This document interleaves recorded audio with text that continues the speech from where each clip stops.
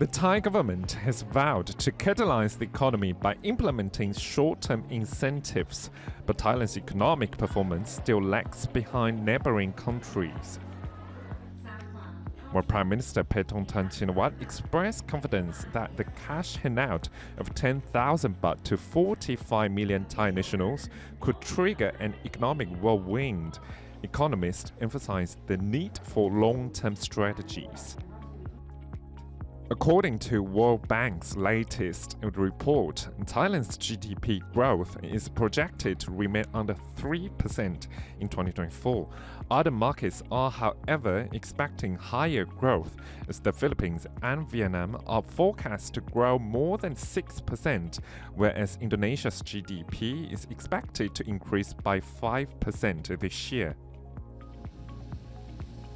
Despite a positive figure of 3% growth in the third quarter, economists suggest that the Thai government should focus on boosting agricultural productivity and transitioning manufacturing industry towards innovation and sustainability.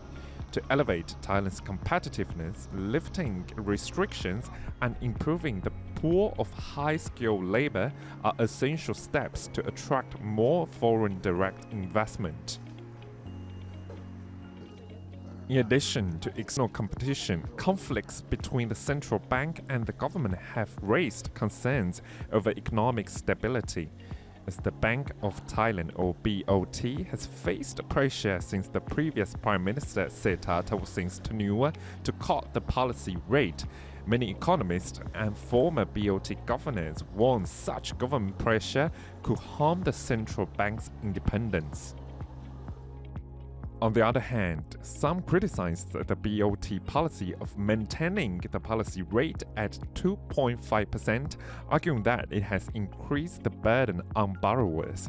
Despite a cut of 0.25 of a percentage point in October, the government expected further restriction to stimulate more cash flow in the market. The monetary policy of the central bank, however, declined to make a cut, maintaining the same rate in mid-December.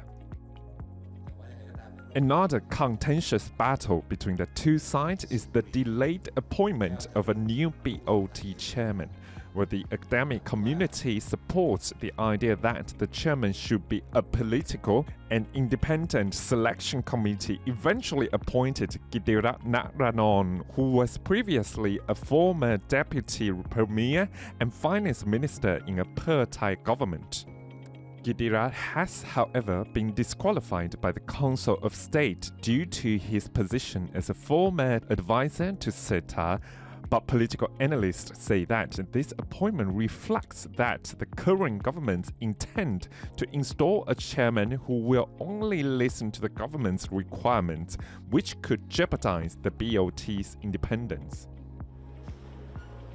Another policy causing the private sector's concern is an increase in the minimum daily wage to 400 baht.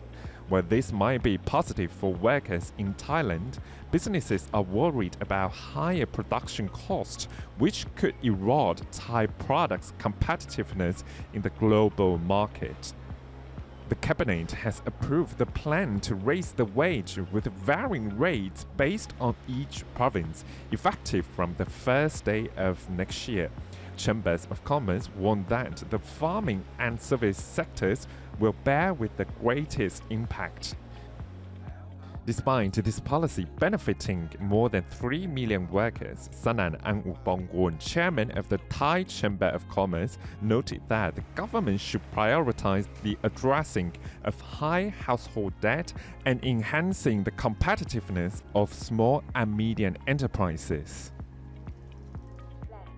In a televised speech, Prime Minister Paetongtarn vowed to spur the economy by transforming the country to an AI hub and continuing the second phase of the cash handout scheme. But TDRI economists say that Thailand will face higher inflation due to the tariff war between two superpowers and geopolitical issues in the Middle East, adding that the government needs to prepare for economic uncertainties next year. Frank Kanshi reporting for Thai PBS World.